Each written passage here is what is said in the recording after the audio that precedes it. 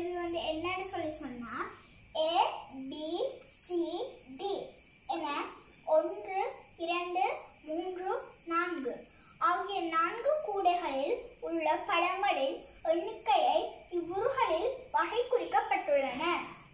அதிக எண்ணிக்கையான பழங்கள் 3வது ஆகவும் அதிலுள்ள பழங்களின் எண்ணிக்கை 20